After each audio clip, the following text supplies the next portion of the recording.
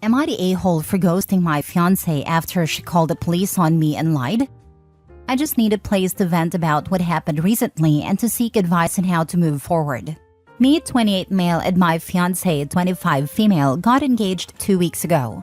We've been together for 5 years now. 3 weeks ago, I came home from work exhausted. When I came home, I saw her and her friend Mike sitting at the dining table. I went over to my girlfriend, kissed her on the cheek, and dapped up Mike. I didn't really think too much about him being there since I know him really well and he's known my girlfriend since they were little kids. I just asked him if he wanted a beer or something, but he refused, stating that he was here to talk to me. I was confused at first, but when I looked at their serious expressions, I knew it was something serious. I grabbed a beer from the fridge and sat at the table as well. They started talking about how close me and Mike were getting over the last few years and stuff. I just sat there flabbergasted. I didn't understand what they were trying to get at. I think me and Mike were sort of social buddies. If we were both attending the same social gathering, of course I'd hang out with him. But I never really hung out with him alone or made separate plans with him. I just told them to stop rambling and to get to the point. I was exhausted and really didn't want to beat around the bush any longer. My girlfriend asked me if it was okay if Mike could stay over for a few weeks since he recently got fired and evicted from his place. I told them of course he could stay, as long as he didn't make a mess and contributed to the household like taking out the trash, etc. He got up and gave me a tight hug and thanked me. Little did I know, this man was a filthy alcoholic. The first week things weren't that bad. He just kept to himself, did the chores I asked of him, and it was fun having someone in the house to watch basketball with. After that first week, things took a massive turn. I started seeing empty beer cans everywhere, his dirty socks stuffed into our couch and stuff. I confronted him about it, but he just apologized and told me it won't happen again. I told my fiancée, but she told me to cut him some slack, since he was going through a tough time and he would get better. It only got worse. I started seeing dried up vomit in our toilet seat, and that's when I suspected he was an alcoholic. I started seeing empty bottles of rum, whiskey, and vodka everywhere. I kept mentioning it to him, but he always gave the same response as before. My fiancé couldn't care less either, and that ticked me off even more. 5 days ago, I came home from work and my apartment reeked of alcohol. I just lost it. I stormed up to the guest room and found him drinking beer on the bed. I just went off on him. My girlfriend came over and tried to calm it down, but I didn't budge. I told him he has 2 days to clean my apartment and to get out. Otherwise, I was going to call the cops on him. I guess he didn't like what I said one bit. He just got off the bed and charged at me. All I remember is him ramming me into the wall behind me and me hitting my head against a sharp object. The next thing I know, I see an officer pointing a flashlight at my face. I asked him where Mike was, and he told me he was in a safe place where I couldn't hurt him. He and another cop grabbed me off the floor and dragged me outside. I saw my girlfriend and Mike talking to a cop. At this point, I'm fading in and out of consciousness. When she looked at me being escorted down the stairs like some rag doll, I wanted to tell her something, but my head just hurt too bad to form any sentence. I got put in the cop car and was driven to the station and put in holding cell. I kept asking them why. All they responded with is the "I have the right to remain silent" BS. I remember just sitting in the jail cell with my head feeling like it was going to explode any second while trying to make sense of what just happened. I remember dozing off and at some point and being woken up by a cop. He told me I was lucky they didn't press charges on me and I was free to leave. My headache felt much better at this point, so I could actually form sentences. I asked him to explain to me what happened. They told me they received a phone call from my fiancée claiming I was drinking again and got really violent, and her friend had just subdued me to stop me from hurting her. I was so confused. Like, who was drinking and who got violent? He just told me the same story again. I was beyond mad at this point. As soon as I got my phone back, I texted my dad to come pick me up and to drive me to my apartment. He tried to pose questions as to why I spent the night in jail, and I just told him to drive me home. I'll explain later. Once there, I just stormed upstairs to see if my front door was unlocked, and to my surprise, it was. Mike and my now ex-fiancée was sitting on a couch. I could tell she had been crying since her mascara was running down her face. She jumped up and tried to hug me, but I just pushed her off me and told her to get the heck out of my apartment. She tried begging and pleading, but I told her to shut it and to pack few essentials and to get out. She left after begging a bit more. I immediately called off from work claiming I had an injury and just got dispatched from the hospital. The whole day seemed like a fever dream to me. Nothing made sense. Why did my fiancé lie to the cops? That's all I thought about all day. She tried calling me a million times, but I kept trying to ignore it until I just couldn't hold back anymore. I picked up and told her to explain everything and to not dare even think about lying to me. She ended up telling me that after Mike knocked me out, they both started to panic. She was scared of calling the cops on Mike since he was already on probation, and this would probably end up destroying his life. She told me in the heat of the moment, she made a stupid decision to claim that I tried to attack her and Mike protected her and accidentally knocked me out. Her reasoning is that I could afford it, since I didn't have a criminal record, and Mike did. I didn't want to hear anymore and just hung up. She texted me all kinds of apologies and tried to call many more times, but I was done. After I started randomly throwing up, I went to the hospital the day after and found out I had a concussion and would be forced to stay home for the next month. I'm beyond hurt by this. Why would she choose her friend over me? Why did she try and ruin my life to try and save her friend? She tried coming over several times a day, but I never even dared to answer her. I've blocked her and everything. But today I got a text from her mom claiming she tried overdosing on painkillers yesterday and was in the hospital. All she wanted was to see me again. This has made me sort of regret ignoring her. I haven't responded to her mom or anyone for a fact.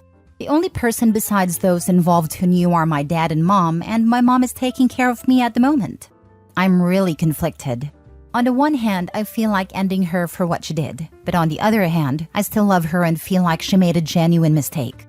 I don't want to feel any more pain. My life is a freaking mess, and by erasing the last 5 years of it, probably would just make me end it all.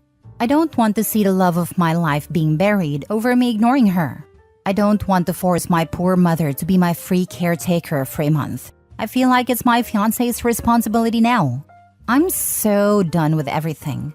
I'm literally glued to bed all day, and my laptop and phone are the only things keeping me sane. I start randomly getting panic attacks and start shivering uncontrollably. Please, what should I do? Am I the a-hole for ignoring her and making her idle? Should I allow her to come see me? Now for the top comments. Hands up who thinks she's banging Mike. She's definitely banging the heck out of Mikey. An unemployed, drunken, evicted mofo on probation. What a prize. Shaking my damn head. She definitely chosen wisely. Not the a-hole.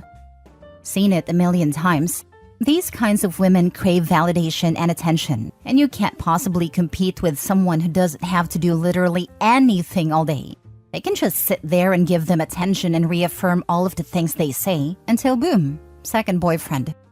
When Mike injured your head, they should have called an ambulance. By delaying your medical care and then delaying it further by lying to the cops and sending you to jail, they could have ended your life. And your month-long bed rest could be a result of you not getting immediate medical care. Head injuries are no joke. I would be getting her to admit everything via text and then pressing charges. Also, if you were arrested, there's now an arrest record for you. Not the a-hole. She's messed in the head and also probably banging Mike. You got lucky and dodged a bullet. She picked Mike over you. If you believe that she is truly suicidal, then you should call the authorities to where she is. Be careful. You now have a paper trail that you beat her. So if you let her come over, she can play the same card and you will go to jail. Doubtful she's really suicidal. Most likely she took some pills, but much less than a fatal dose in order to use her suicide to manipulate Opie. It's a cry for attention. If she tries to blackmail Opie with self-harm, he needs to call Adult Protective Services. No. Opie can just continue with no contact and there will be no way to hear if she's thinking of suicide or not. Plus, block her family too. If she is living with them or in touch with them, they are the ones to call police for wellness check. If she is/pretends to be suicidal, he should just stay away from her. Next story. Am I the a-hole for being happy I won't be a father? I, 24 male, casually dated a girl, 23 female for like 5 months, and even though she was on birth control, she ended up pregnant. Now, I have no desire to be a father, so I asked her to terminate the pregnancy. and told her if she did not, I would not be around during the pregnancy and would want to do a DNA test after the birth before I would contribute anything at all. Well, she decided to keep the baby for some reason, even though neither of us were in the financial position to take care of it anyway. I was very annoyed with this and broke off contact. At 4th month, she had a miscarriage. I was informed about it by her friend and was told she was heartbroken. Now, I have empathy for the physical pain she has to go through, but the result was very beneficial to me. And honestly, I was quite happy I no longer had to become a father. Me and my buddies went out drinking to celebrate, did some toast to the fact I would not have to be a father, and basically word got around that we had done that, which eventually reached my ex and her friends. Now she and her friends have been harassing me and my friends for being happy about her miscarriage.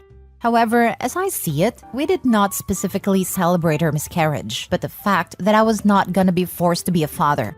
And I feel like it's something that has nothing to do with her really. So Reddit, am I the a-hole? You get 2 judgments from me. Not the a-hole for being happy about the fact that you're not going to be a father. You weren't ready for the responsibility, didn't want the responsibility, and weren't in the financial position to become a father. But you're the a-hole for how you went about showing that happiness. Now, if you were to have celebrated at home and took a shot with your friend, here's to not being a dad, that would have been okay. But the fact is that you went out in public and toasted to the fact that this girl is dealing with a miscarriage. And that, my friend, is just in really poor taste. This is the fair assessment here. You're not the a-hole for being excited you aren't a father. You're the a-hole for celebrating how you did. Next time, don't celebrate the messed up thing that caused it to happen. Just celebrate that you aren't a father. Hopefully there isn't a next time. And if you get somebody pregnant again, you'll be ready for it next time. Also, just for the record, there are a ton of contraceptives outside of birth control. It's not just on the woman to use contraceptives if you don't want kids. Lol. You have to take an equal part in that. I always tell my brothers the same thing. They throw out the, but it doesn't feel the same if you use a rubber. But here's the thing. Like I said, there are options for both women and men. And at the end of the day, do you want it to feel right and risk popping out a kid you aren't ready for? Or are you going to suck it up and further prevent a kid from coming into the world? Food for thought. Anyway, have a good day, OP.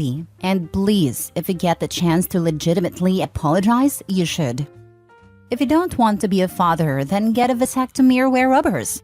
You need to become responsible for your own birth control, sir. He is 100% responsible for where his seeds ends up. When he chooses the climax inside of a woman, he has chosen pregnancy. Even if she is on hormonal BC, has an IUD or anything else, he is choosing to risk pregnancy and deserves 100% of the consequences. If he does not want to risk pregnancy, he should get a vasectomy and or use rubbers. Yeah, it's completely irrelevant if their partner has an IUD or busy pills or whatever. If men don't want to risk pregnancy, they should always be wearing protection, 100% of the time. Last story. Am I the a-hole for using hall passes my wife gave me? Okay, I am in a tough situation right now. My wife had a 6-month affair in the 7th year of our marriage and got caught. It was a shocking and devastating thing, obviously. She offered me 1 hall pass for each month of her affair. It took years of marriage counseling to get back where we were previously. I used the hall passes my wife gave me at the beginning of the reconciliation. I slept 3 times each with 2 different women without my wife knowing. When she gave me the passes, she put several rules. 1. She should not know the use of hall pass unless she asks. 2. I should answer her questions honestly and in detail if she asks. 3. Protection is a must. 4. No emotional connection. I obeyed all these rules, and I'm going to be very honest here. It helped me subside the resentment I had towards her. That is just how getting even feels, I guess. Not that it's a great thing, but it's a fact. It has been 5 years since everything, and we were doing great. Last week, she decided to ask me about the hall passes out of nowhere. I was honest with her as she asked. I answered every question she asked. Maybe I shouldn't have been honest thinking now. She does not even look me in the eyes now and in a depressive state. I know this calls for another marriage counseling for us and maybe individual counseling too. I did not even remember the hall passes in women before she asked, but I feel like crap now. Was I the a-hole? Now for the comments. She cheated so you felt like crap. She felt crap and said something that would resolve her guilt and would make you feel like you got one back on her. You have gone and had a good bang, and she now feels horrible, like how you felt. So two people feel crap now. Surprise, surprise. Why am I laughing? She got what she gave you.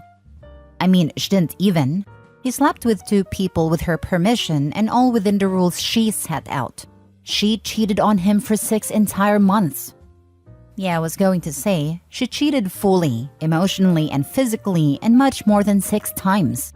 Letting him sleep with different people 6 times isn't even close to getting even. If he wanted that, he should have had a full-blown 6-month affair. What would that have even accomplished? If he wanted to get even, he should have divorced her. Marriage isn't something you keep score in for the behavior.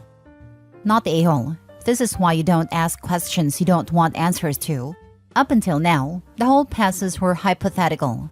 If things improved to the point of being great between the two of you, she might have had hoped that you never used them. But she asked, and you were honest. She can no longer pretend you haven't been with someone else. These are the consequences of her actions. She needs to come to terms with the fact that she started this. She cheated. She offered you whole passes. She could have walked away years ago after cheating. She chose to stay. I guarantee you, she wasn't thinking it would hurt this much when she made the offer. She was probably desperate and willing to do anything to get you to stay. I know you were not asking for advice, but I highly suggest you book the couples therapy ASAP. This isn't a typical case of cheating.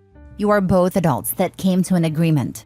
How you navigate your relationship going forward is up to the both of you. She didn't think he would use them. They were the empty words of a cheater. Yep, manipulative cheater doing what they do best, then getting upset over it. He still has no idea how much he cheated. Catching your partner once doesn't mean they cheated once. Doesn't mean they stopped cheating either. I love the no emotional connection rule when she had a 7-month affair. She's just an all-around terrible person. Yep, you can't have an actual relationship that would be unfair to me. You're a totally faithful wife who would never do that. Honestly, I'd actually be angry as hell at her reaction. Why are you upset? Did you give me these whole passes believing I'd never use them? Were they a tactic to manipulate me back into this marriage? Did you never care for my feelings or the damage you did, and this was just another lie you made to get what you wanted?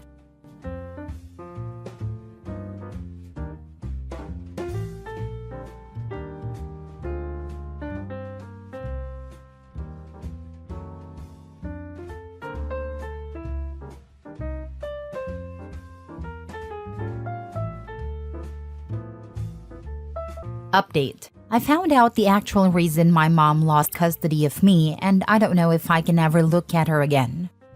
Original post. I was removed from my mother's care by DCFS when I was 11 years old due to allegations of SA post against my stepfather.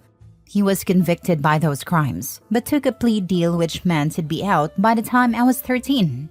And from what I can remember, I don't even know that he served those 2 full years anyway. I was his primary victim. I don't remember how old I was when it started, but the earliest he admitted to was when I was 8. I don't know if my mom knew before DCFS got involved or if she found out afterwards, but now I don't think it would have mattered to her if she was aware. After being put into temporary custody of the state while the legal issues were sorted out, eventually I was placed with a relative and her husband, who later adopted me when it was clear my mother wouldn't be getting me back.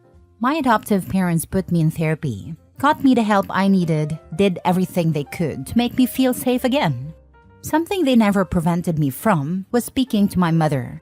I was always able to call or text her, and she was always allowed to come visit me, but I could never go and see her.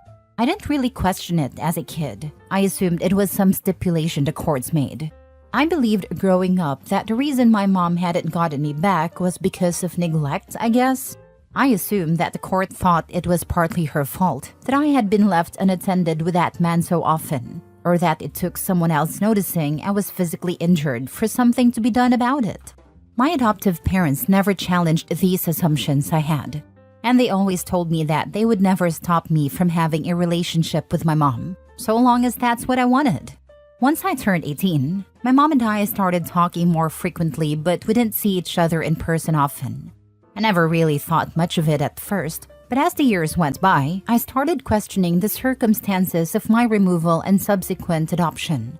I was confused as to why a woman with no prior issues with the law would have had her child taken from her in such a cut and dry way. I decided to ask my adoptive parents about it, and they very gently informed me that my mother was told that in order for her to regain custody of me, her husband, my abuser, would be required to leave the home and could not under any circumstances come near me. Not only because he was an offender, but because I was the victim. My mother evidently could not meet these conditions, and so I was adopted by my relatives. When I worked up the courage to ask my mom if it was true, she didn't deny it.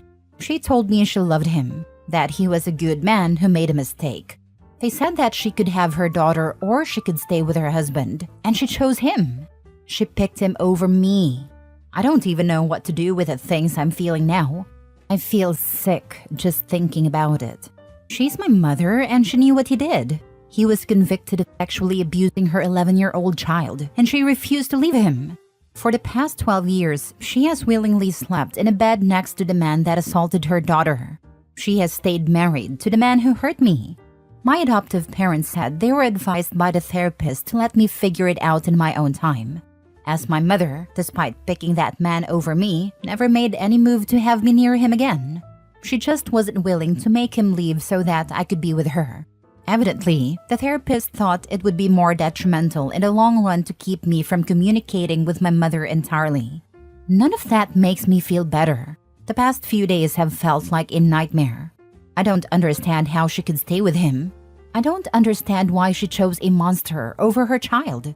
I'm trying to understand why my adoptive parents didn't tell me, but to be honest, I don't really understand their reasoning either. My mom has been texting me, but I haven't answered. I can't even think about her without feeling nauseous, or so angry I want to cry, or both. My adoptive parents keep checking in on me, but I've only answered the phone for them because I don't want them to drive here out of concern. I really don't even know what to do anymore. Now for the top comments before reading the update. Your adoptive parents consulted with medical professionals on how to deal with this. They took that advice because they didn't want to cause you more harm and because they love you. They were putting you first because you were their priority over their own feelings. How do I know that? Because I had a family member in a similar situation. It ripped them to pieces every time their child had contact with a parent that refused to protect them, knowing that child was being harmed repeatedly. Everything your adoptive parents did, they did it out of love for you, no matter how hard it was on them. I will be honest, I don't understand people like your mother. Children should be protected at all costs. At the very least, you need time and distance from her. You may be able to forgive her, but don't trust her.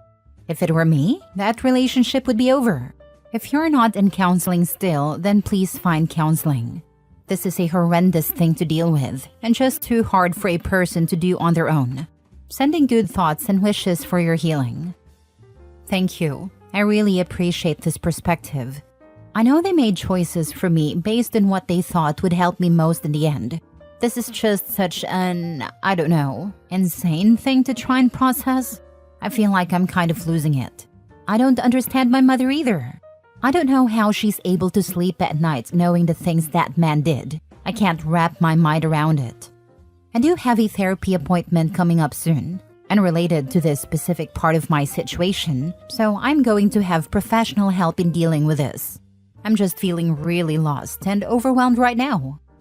One of the most disturbing things is that your mom calls her husband sexually assaulting you for years since you were 8 years old a mistake. Her husband made a mistake, and that's a profound level of delusional belief because it was his decision to violate you for years and only stopped because the authorities were involved. The crime is not a mistake, it's a planned, premeditated decision.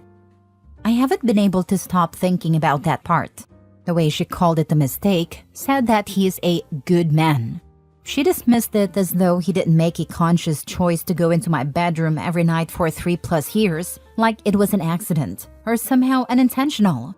The good man she's married to is a predator who will be on the registry for the rest of his life for the things he did to me. I assumed my mother would have loved me enough to at least acknowledge the severity of what my stepfather had done. Evidently, I was wrong. Are you mad at your adoptive parents for not letting you know you were sexually assaulted? What would you have preferred they do instead?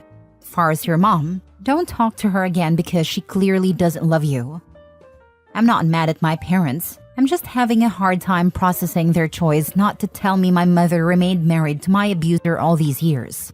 I've spent all this time trying to connect with her in some way. But if I had known that she had chosen over a decade ago to stay with a predator instead of get me back, I think I would have cut my losses much sooner. I don't really know how I feel about it right now, but I'm not really mad at them. I know they did their best. Also, they didn't have to inform me that I was abused. Believe me, I was/am very aware. Now for the update. I guess I wanted to write a little bit of an update. I didn't expect so many people to see the post. Honestly, I just needed to vent, and I didn't want to dump any of that on my friends or family. I had a therapy session earlier in the week, so I was able to bring this revelation up to my therapist, and we're going to work on ways to help me process this. That's obviously something that's going to take time, but I'm sure eventually I'll find a way to live with it. Right now, I still don't know how to unpack any of the feelings I have about this. I do understand why my adoptive parents went about it the way they did. In the moment, being given that information was just a lot to comprehend and deal with, and I felt betrayed. Not necessarily by them, but I think I did put some of those feelings onto them. That wasn't really fair, and I did try to apologize, but they aren't upset with me for it. They told me they felt I didn't have anything to be sorry for. They know firsthand how difficult this is for me, and they told me they were already expecting the reaction I had. My adoptive mom said that if she had been in my shoes, she would have been upset too, even if that feeling wasn't entirely directed at the right people. I did speak to them about how I felt and ask if they could tell me a little more about why they decided to handle it the way they did. They said that when they got custody of me and saw all the ways the trauma from my early childhood manifested, they wanted to do everything they could to make sure I would be able to grow up as cared for and well-adjusted as possible. When the therapist encouraged them not to tell me the truth or challenge my belief that I'd been removed from my mom because of neglect, they followed that advice. The doctors and my parents thought it was best for me to realize and understand my mother's choice on my own. They said I had already been failed by so many adults in my life who were supposed to protect me, and they didn't want to add to that list. My adoptive dad also mentioned wanting me to be able to enjoy at least part of my childhood without a revelation like that hanging over my head. Looking back on it all, I really appreciate that. I don't remember much of my childhood up until I was placed in my adoptive parents' custody, and what I can remember isn't great, but the childhood they gave me made up for that in spades. I know the choices my adoptive parents made for me were made with my best interest in mind. I love them, and I know everything they did was out of love for me too.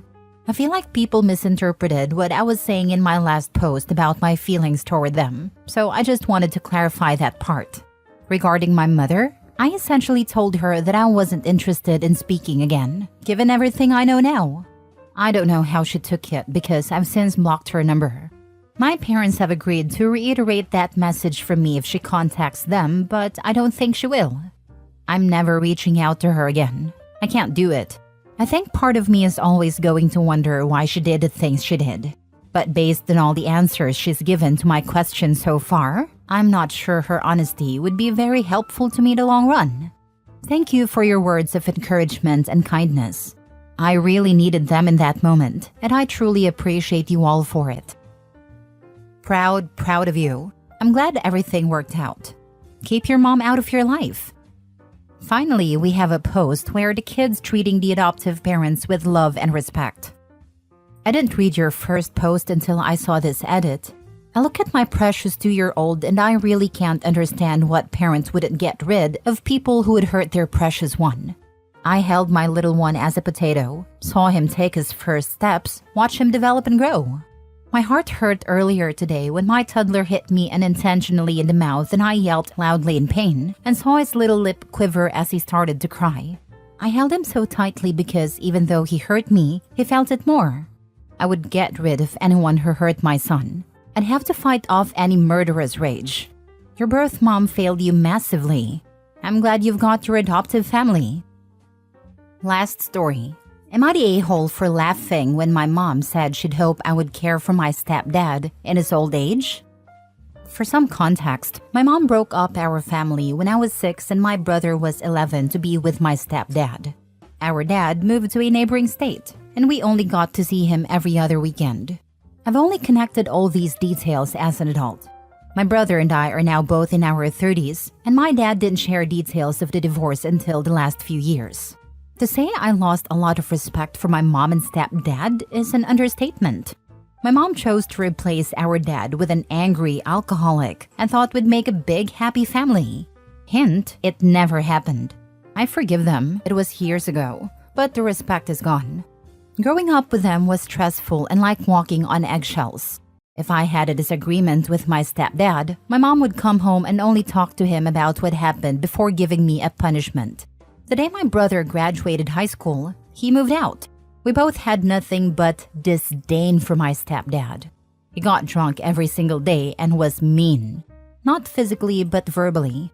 I'll never forget being called a whore for going on a date with my boyfriend, or the time we followed a young woman to her home after she flipped us off on the road. After I became an adult and got married at a young age, our relationship improved.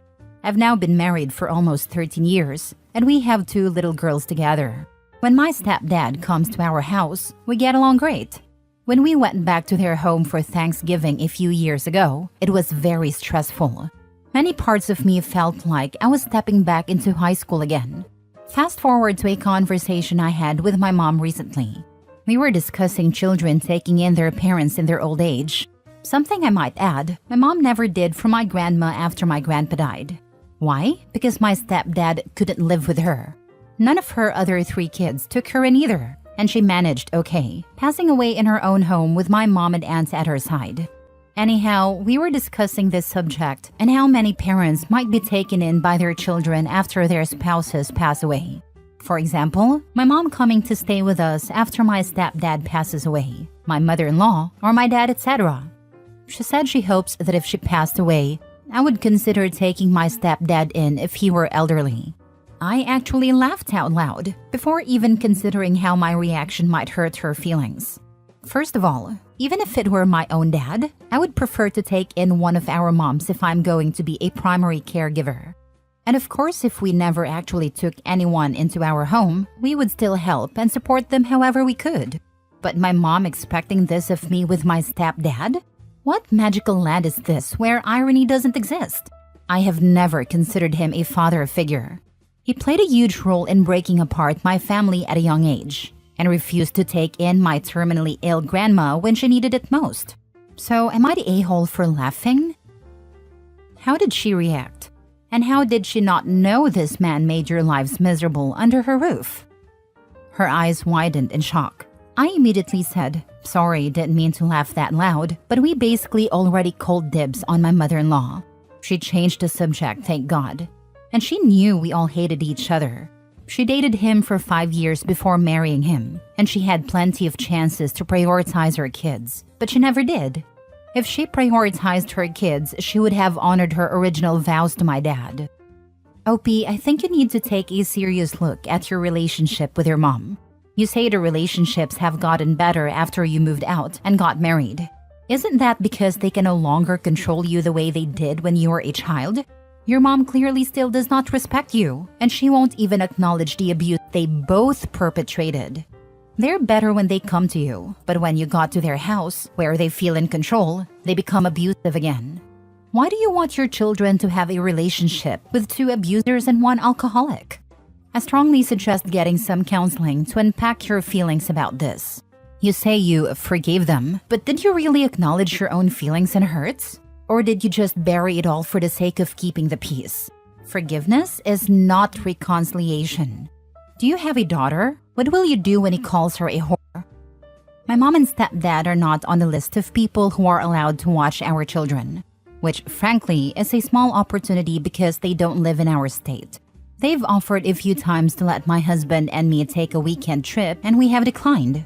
They also know that my husband's brother and sister-in-law are our kids' godparents. We also don't visit their house anymore because of the Thanksgiving experience. So far, it's working out, and they don't mind coming here. Generally, they're on their best behavior because other families always around with us.